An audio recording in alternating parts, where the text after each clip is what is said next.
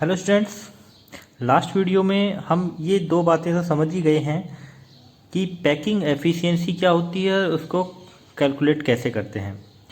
तो packing efficiency का मतलब है कि किसी क्रिस्टल के टोटल वॉल्यूम के कितने भाग को ऑक्यूपाइड कर रहे हैं उसके कॉन्स्टिट्यूएंट पार्टिकल्स। तो वही उसकी पैकिंग एफिशिएंसी है और इसका जो फॉर्मूला है उसके अकॉर्डिंग हमें किसी क्रिस्टल की पैकिंग एफिशिएंसी अगर निकालनी है तो उस क्रिस्टल की यूनिट सेल का पता होना चाहिए। यूनिट सेल का पता हो गया है तो अब हमें उस यूनिट सेल से रिलेटेड कांस्टेंट पार्टिकल्स काउंट करने हैं कि कितने होते हैं, वो हमें पता ही है। कांस्टेंट पार्टिकल्स के अकॉर्डिंग टोटल वॉल्यूम काउंट हो जाएगा और फिर हम उस यूनिट सेल के टोटल वॉल्यूम को काउंट कर लेंगे तो उससे फिर पैकिंग एफिशिएंसी आ जाएगी।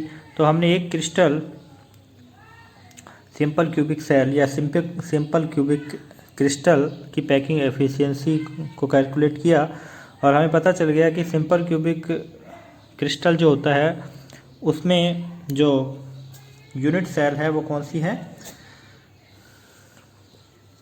प्रिमिटिव यूनिट सेल है। तो उसके लिए कांस्टेंट पार्टिकल तो एक ही होता है, जिसको स्फीयर माना है तो उसका टोटल वॉल्यूम हो गया 4/3 पाई आर क्यूब।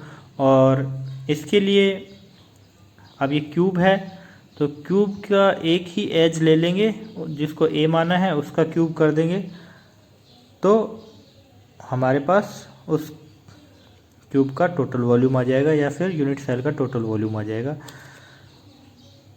ए की वैल्यू काउंट करनी होती है। यहाँ हमें पता है कि ए इज इक्वल टू 2r होता है तो उसका क्यूब कर दिया तो 8r क्यूब आ गया, जिससे हमने जो कांस्टेंट पार्टिकल्स का टोटल वॉल्यूम है उसमें क्रिस्टल के टोटल वॉल्यूम को डिवाइड किया तो हमारे पास पैकिंग एफिशिएंसी आ गई। अब बात करते हैं पैकिंग एफिशिएंसी इन बीसीसी। अब इस यूनिट सेल की बात करते हैं जिसके बीच में एक और कांस्टेंट पार्टिकल आ गया, यानी कि कॉर्नर्स पे तो होते ही हैं, बीच में भी एक कांस्टेंट पार्टिकल होता है उस यूनिट सेल के जो उसी का ही पार्ट होता है। यानी कि बीसीसी में टोटल कांस्टेंट पार्टिकल कितने होंगे, 2 होंगे। अब देखो ऊपर जो प्रिमिटिव यूनिट सेल थी उसमें तो हम क्या कह रहे थे कि 4 स्पेयर्स नीचे रखे थे एक दूसरे से टच करते हुए और 4 इनके ऊपर रख दिए थे। एक इसके ऊपर आ गया, दूसरा इसके ऊपर आ गया, तीसरा इसके ऊपर आ गया, चौथा इसके ऊपर आ गया। तो 4 ऊपर हैं और 4 नीचे हैं, तो उनके जो सेंट्रल पॉइंट्स को अगर हमने आपस में मिलाया है तो प्रिमिटिव यूनिट सेल का फॉर्मेशन हुआ है। लेकिन अब क्या कह रहे हैं कि अभी इनके बीच में एक कांस्टेंट पार्टिकल हमने ऐड करवाया है। तो आप इसको सपोज कीजिए कि 4 बॉल नीचे रखी हैं, 4 बॉल उसके ऊपर हैं और हम उनके बीच में, अब गैप तो बहुत कम है, उसी साइज की एक बॉल हम घुसाना चाहेंगे तो वो सभी जो 8 बॉल हैं वो एक दूसरे से क्या हो जाएंगी, दूर हो जाएंगी। इसका मतलब अभी हम इस डिस्टेंस को क्या बोल रहे थे, 2r बोल रहे थे, यानी कि ए, ये डिस्टेंस क्या है, a है, तो इस एक के बराबर 2r लिख रहे थे। लेकिन अब क्या होगा, ये जब बीच में हमने एक कांस्टेंट पार्टिकल घुसा दिया तो ये दूर दूर हो गए, यानी कि अभी ये तो हम a ही मान रहे हैं लेकिन ये a 2r के बराबर नहीं है। अब a बराबर 2r नहीं है क्योंकि अभी ये दोनों जो कांस्टेंट पार्टिकल हैं, जो स्फेयर्स हैं, एक दूसरे के टच में नहीं है। इसका मतलब बीसीसी के लिए a की वैल्यू काउंट करनी पड़ेगी। वो a की वैल्यू काउंट करके फिर उसका क्यूब कर देंगे तो उस बीसीसी का टोटल वॉल्यूम आ जाएगा। और इसके ऊपर किसकी वैल्यू रखनी है, total volume of constant particle. तो बीसीसी में कितने कांस्टेंट पार्टिकल होते हैं, 2 होते हैं। तो 2 × 4/3 पाई आर क्यूब, ये वैल्यू तो आ गई है। इसके नीचे हमें ए की वैल्यू निकाल कर उसका क्यूब करके 100 से मल्टीप्लाई करके पैकिंग एफिशिएंसी काउंट करनी है। ठीक है, तो इसके लिए हमने क्या किया, पहले एक बार मैं आपको ये क्रिस्टल दिखा देता हूँ कि कैसे ये बॉल बीच में कांस्टेंट पार्टिकल बीच में चला जाता है तो किस तरह की स्ट्रक्चर बन जाती है। ये है काय केंद्रित मात्रक कोशिका यानी कि बॉडी सेंटर्ड क्यूबिक सेल। इसमें इस तरह से इनकी संरचना होती है। बीच में जब हम कोई अवयवी कण कांस्टेंट पार्टिकल्स घुसा देते हैं तो देखिए सभी आठों के आठों एक दूसरे से अलग हो गए हैं, बस बीच वाले के साथ टच में है। ठीक है ना, इस तरह की ये संरचना होती है, बीच वाले के साथ सभी ये टच में रहते हैं।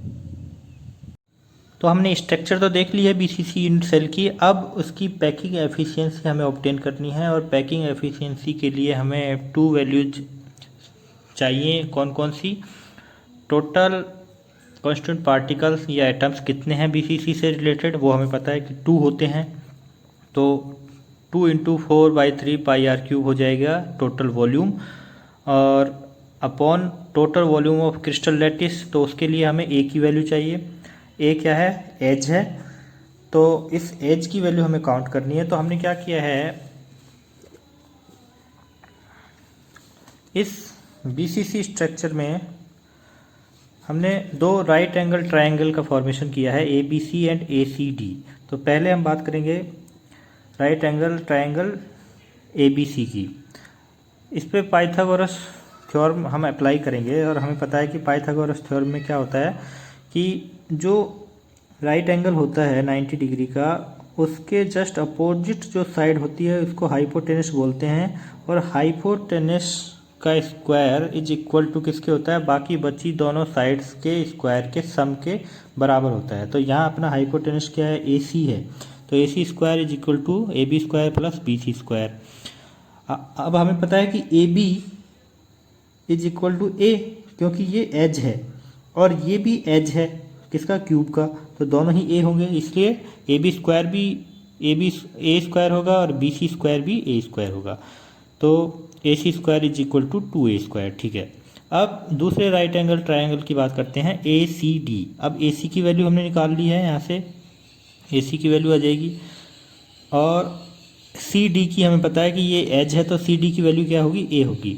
और इसके लिए देखिए ये AD जो है ये हाइपोटेनस है, तो पाइथागोरस थ्योरम इसमें अप्लाई होगी ACD में, तो AD square is equal to AC square plus CD square. AC square की वैल्यू हमें पता है 2A स्क्वायर है, और CD क्या है, A है, क्योंकि एज है, तो CD square is equal to A square, तो AD square is equal to क्या हो जाएगा, 3A स्क्वायर, और AD is equal to A√3।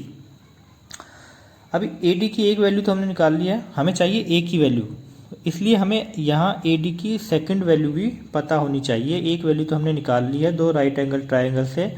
अब हमें पता है कि ये कांस्टेंट पार्टिकल बीच वाला और इस D पॉइंट पे जो है ये आपस में टच कर रहे हैं। देखिए ये सामने वाला कांस्टेंट पार्टिकल है, ये तो मिड पॉइंट लिखा है हमने, सेंट्रल पॉइंट लिखा है। जब इसका मैं गोला बनाऊंगा इस तरह से, और ये बीच वाला है और ये ए पॉइंट पे है, तो ये आपस में एक दूसरे से टच करते हैं। तो A और D के बीच की दूरी कितनी होगी है, अब देखिए यहाँ से यहाँ तक A का रेडियस है R, यहाँ से यहाँ तक इस बीच वाले स्फेयर का क्या हो जाएगा, ये बीच वाला जो स्फेयर है इसकी यहाँ से यहाँ तक वैल्यू क्या होगी R, और यहाँ से यहाँ तक वैल्यू भी हम क्या मानेंगे R। ये यहाँ से यहाँ तक रेडियस है और यहाँ से यहाँ तक भी रेडियस है, या फिर हम कह देंगे ये डायमीटर है पूरा 2R के बराबर है, और यहाँ से यहाँ तक ये भी रेडियस है इस D कांस्टेंट पार्टिकल की। यानी कि सीधा सा मतलब है AD की कुल लंबाई कितनी होगी 4R।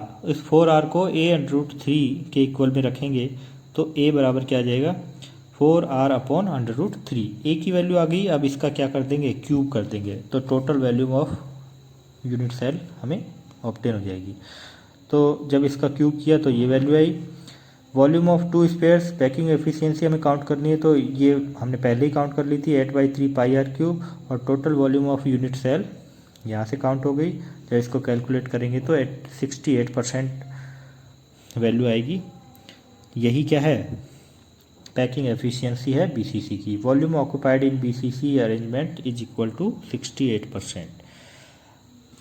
अब बात करते हैं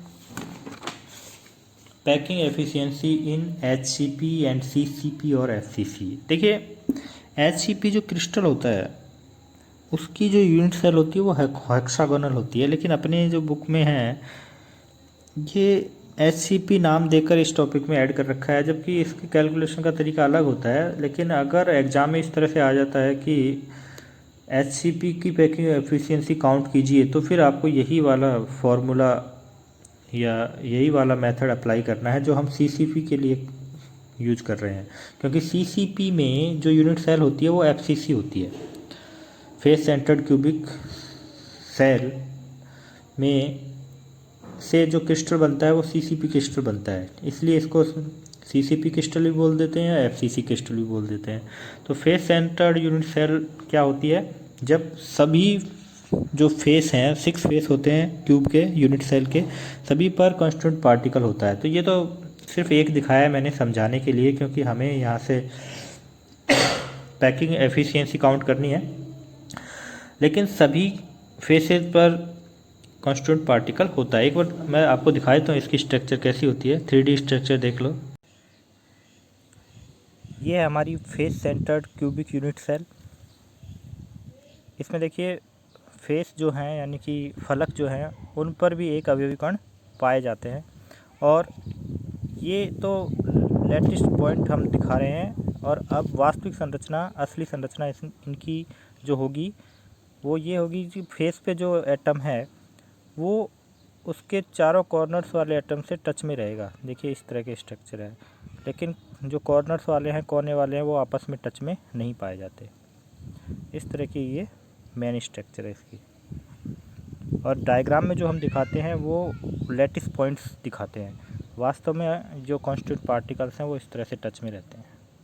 तो स्ट्रक्चर तो देख लिया, अब इसकी पैकिंग एफिशिएंसी काउंट करनी है। इसके लिए भी हम जो कांस्टेंट पार्टिकल है उनकी रेडियस जो है आर मान रहे हैं, लेंथ जो है यूनिट सेल की एज की वो ए ही मान रहे हैं। अब पैकिंग एफिशिएंसी का फॉर्मूला क्या है, total volume of constant particle. तो कांस्टेंट पार्टिकल 4 होते हैं, हमें पता है एफसीसी यूनिट सेल में कांस्टेंट पार्टिकल 4 होते हैं। तो टोटल वॉल्यूम कितना आ गया, 4 × 4/3 पाई आर क्यूब, एक वैल्यू आ गई है। अब हमें इसकी टोटल वॉल्यूम काउंट करनी है, और उसके लिए हमें चाहिए ए की वैल्यू, क्योंकि ए का क्यूब करके ही हम टोटल वॉल्यूम काउंट करेंगे। अब इसके लिए हमने एक राइट एंगल ट्रायंगल लिया ABC, सिर्फ एक से ही काम चल जाएगा यहाँ पे। ये अपना हाइपोटेनस है AC square is equal to बाकी की दो साइड जो हैं उनका स्क्वायर का सम, AC स्क्वायर हाइपोटेनस के इक्वल होता है। तो AB is equal to A, तो A का स्क्वायर, BC भी एज है क्यूब का, तो ये भी A स्क्वायर हो गया। तो AC square is equal to 2A square, या फिर A is equal to A√2।